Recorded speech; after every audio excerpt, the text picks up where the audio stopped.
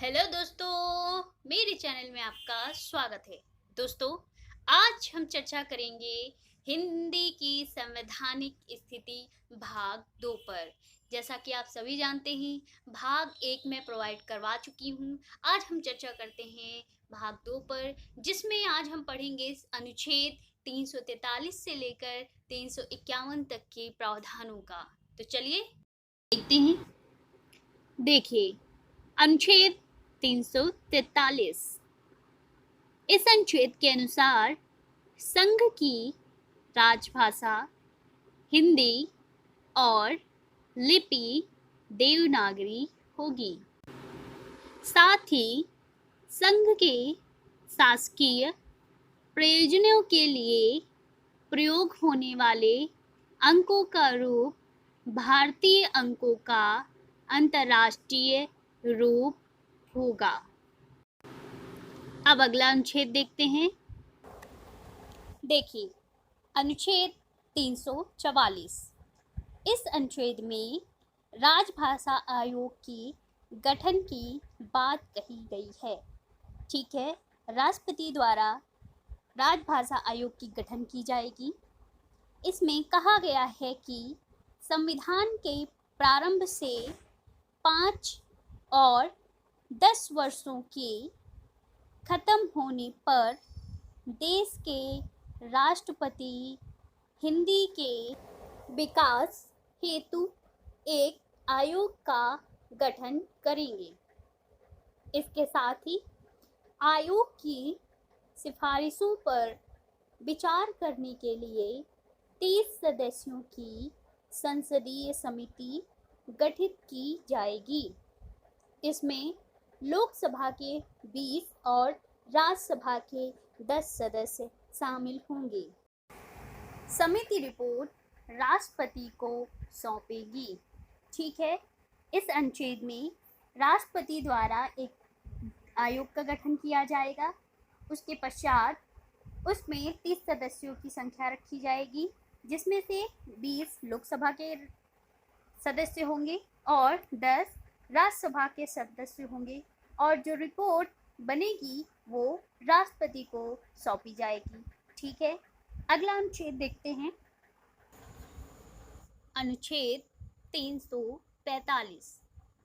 इस अनुच्छेद के अनुसार किसी राज्य का विधानमंडल विधि द्वारा उस राज्य में प्रयुक्त होने वाली या किन्हीं अन्य भाषाओं को या हिंदी को शासकीय प्रयोजनों हेतु स्वीकार करेगा। इसके साथ ही यदि किसी राज्य का विधानमंडल ऐसा नहीं कर पाएगा तो अंग्रेजी भाषा का प्रयोग यथावत किया जाता रहेगा। ठीक है, यदि किसी राज्य का विधानमंडल उस राज्य की भाषा को, मातृभाषा को प्रयोजन हेतु कार्य में नहीं ला पाएगा तो उस जगह पर अंग्रेजी का प्रयोग निरंतर चलता रहेगा। अगला अनुच्छेद देखते हैं।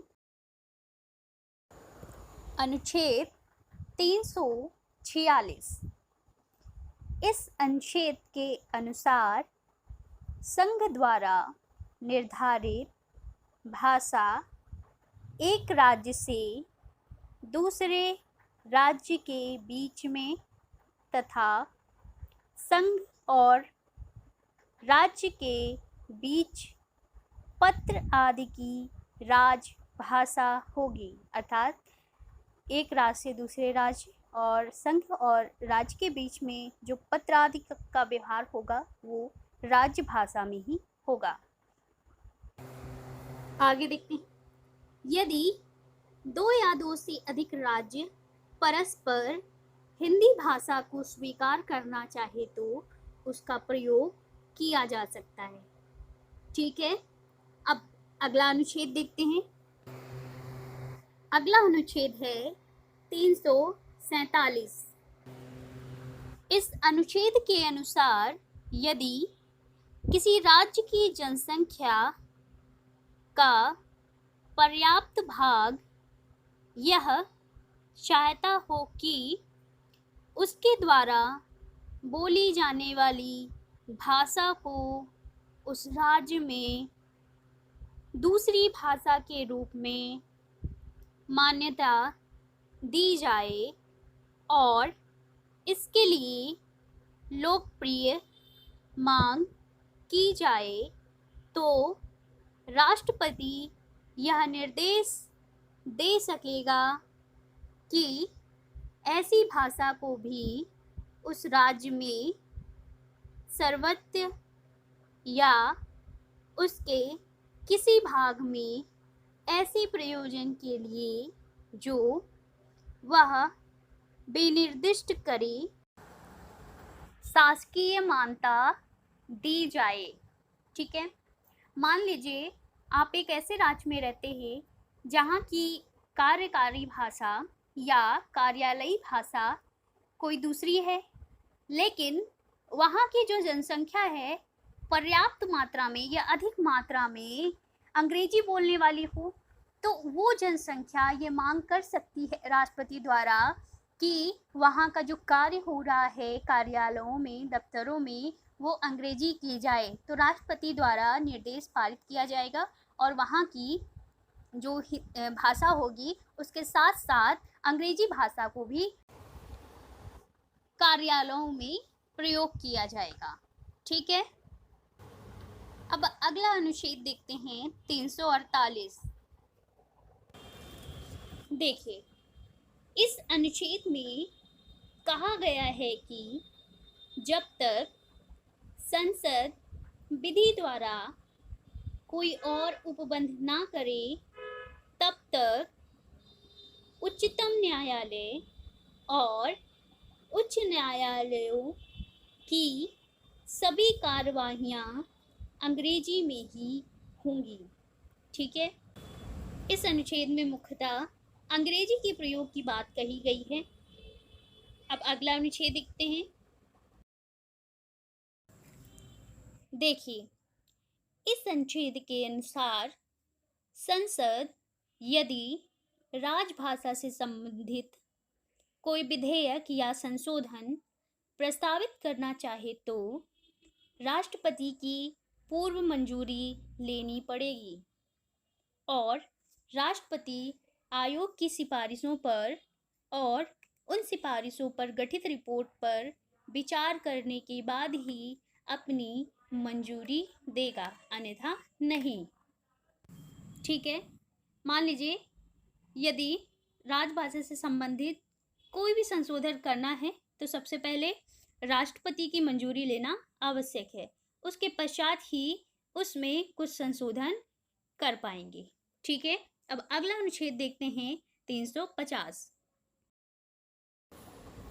इस अनुच्छेद के अनुसार उन वर्गों पर ध्यान दिया गया है जो भाषाई आधार पर अल्पसंख्यक वर्ग में आती हैं। इस अनुच्छेद के अनुसार राष्ट्रपति एक विशेष अधिकारी की नियुक्ति करेगा जो इन वर्गों से संबंधित विषयों पर रक्षा के उपाय करेगा। इसके साथ ही अल्पसंख्यक बच्चों की प्राथमिक शिक्षा उनकी मातृभाषा में दिए जाने की पर्याप्त सुविधा सुनिश्चित की जाएगी। ठीक है, 350 अनुच्छेद अल्पसंख्यक वर्ग के लिए है, जिसमें राष्ट्रपति द्वारा एक अधिकारी की नियुक्ति की जाएगी और वो अधिकारी उनकी रक्षा और बच्चों की प्राथमिक शिक्षा से संबंधित सुविधा का ध्यान रखेगी। अगला अनुच्छेद देखते हैं 351। इस अनुच्छेद में कहा गया है कि संघ का यह कर्तव्य होगा कि वह हिंदी भाषा का प्रसार बढ़ाए, उसका विकास करे। ठीक है, ताकि हिंदी भाषा का प्रयोग अधिक से अधिक जनसंख्या कर पाए और ईजिली अपने कार्यों को सुनिश्चित कर पाए। ठीक है दोस्तों, तो ये रहे हमारे राजभाषा से संबंधित 343 से 351 तक के अनुच्छेद। हम फिर हाजिर होंगे एक नए टॉपिक के साथ। तब तक हमारी वीडियो को देखते रहिए, लाइक करिए, शेयर करिए और ज़्यादा से ज़्यादा सब्सक्राइब करिए। धन्यवाद।